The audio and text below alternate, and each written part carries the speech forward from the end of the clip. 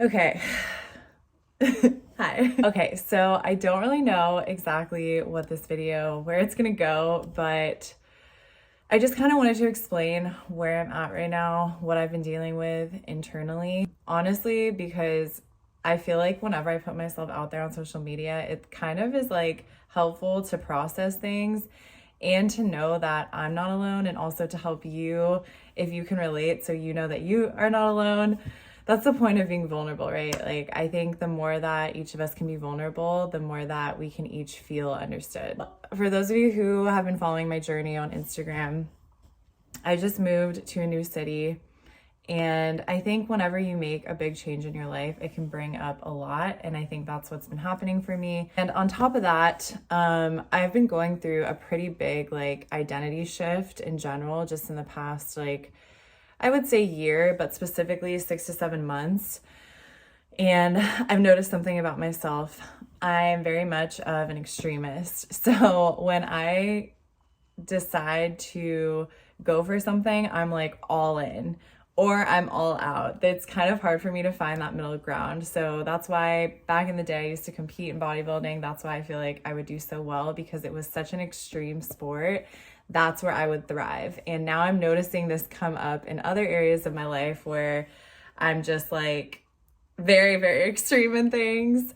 And it's hard for me to just be balanced. I'm saying that because about 8 or 9 months ago, I was very convicted of the work that I was doing. I was working in a strip club for about 9 years on and off. I tried to quit multiple times, and I finally started to really grow in my relationship with the Lord. And in doing so, I finally had the strength to be able to walk away. That was my identity for so long that ever since I've stopped working at the club, I think it's just been pretty rough for me to just like figure out who I am, honestly, without the club. If you have worked in the nightclub industry or the sex work industry before, you know exactly how it feels. It is not just a job, it's a lifestyle, it's an identity, it's a piece of you, especially working in the strip club, because you're basically like a different person. You're kind of like a different character. When I first started in the club, that's what drew me into it, was like I got to be this alter ego. I got to be this different version of myself.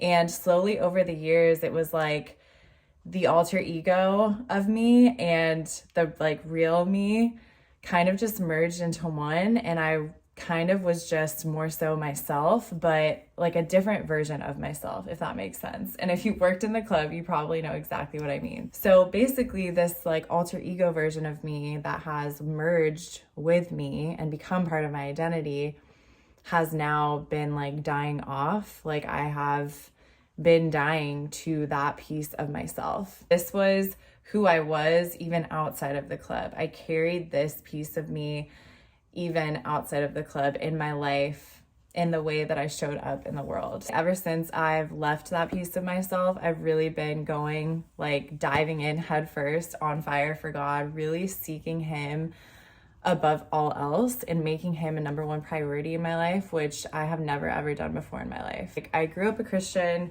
but I feel that I never really had a personal relationship with Jesus until recently, when I really started to seek Him out for myself. And even when I was building that relationship with Him, I still wasn't necessarily following Him. I was still participating in a lot of worldly things. I was trying to do everything myself. I thought I could be fulfilled with things from the world. So basically, I feel as though I've kind of just thrown myself from one extreme in life to the other. And I haven't really had a second to really stop and, what is the word I'm looking for? Like, calibrate myself to who I'm trying to be. I don't know if that makes any sense, but that kind of is, I feel like that's the right way to explain it in my brain.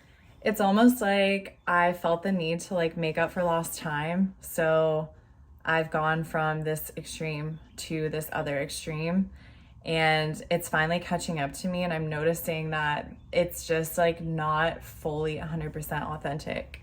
And that's kind of why I want to make this video, because I never want to come off as inauthentic on the internet. I always want to be fully transparent. I never want you to think that I have it all figured out and that I have this incredible, amazing relationship with God where I never face spiritual warfare and I never face temptation and I never sin, because let me tell you, I just want to be real, because living this life is not freaking easy, and committing yourself to God is probably one of the hardest things that you'll ever do. The most fulfilling. Like I will preach that all day. Like I would never have it any other way, but it's hard. The Lord will take away wherever we're placing our identity, because he wants us to build our identity in him and him alone. And I feel that's what he's been doing with me, and why I've been feeling so like unlike myself and I don't know who I am. It's been really, really hard, especially when you've placed your identity in certain things in your life for so long, and all of a sudden the Lord takes them away, or you step away from them, whether it's good for you or not. I am so grateful to God for bringing me out of this industry, for giving me a new identity, for making me a new creation and washing me white as snow. And he says that, you know, our sins are as far from the east as from the west. And that is amazing and beautiful. And I'm so grateful. But that doesn't mean that it's not hard. Like, we are in a daily battle with our flesh every single day. And it takes a lot of strength, a lot of effort, and God, he wants us to do it with him. Like, we cannot do it in our own strength.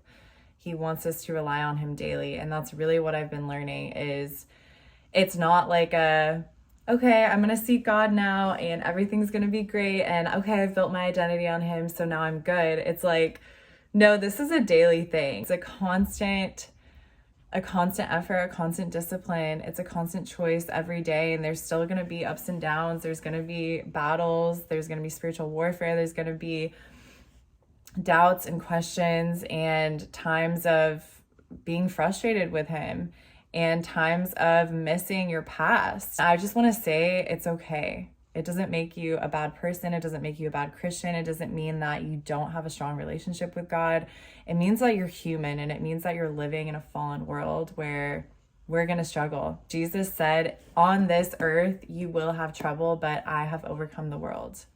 So that is the promise that we get to rest in. And I just wanted to express this to you, because I know a lot of you look up to me, and I want you to know that, like, I'm just like you. I'm just trying to figure this out just like you. I've been a Christian my entire life. I've known the Bible my entire life, but I still feel like I'm new to this, like figuring life out with Jesus, because it's difficult. Like, you're constantly going against the world. You're constantly going against the masses. You're constantly having to choose differently than most people are going to choose. And people are not going to understand you. No one's perfect. Like, you can call yourself a Christian and still be imperfect and still sin, and people are always going to judge you, but that's between you and God. So yeah, I feel like this was kind of all over the place, but basically I just wanted to be honest with you about where I'm at, what I'm currently dealing with, and just help you to know that if you're also kind of in that space where you are 100% on fire for God, but you're also still struggling in sin, in temptation, in maybe grieving your past self, like, just know that that's okay. You're not alone. Don't ever let the enemy make you think that you're alone, because you're not. God is with you. He wants you to rely on him. He wants you to ask for help. Like, that's what he's there for. And I'm learning that too. We're all in this together. So I love you so much. Thank you for watching, and I'll see you soon. Bye.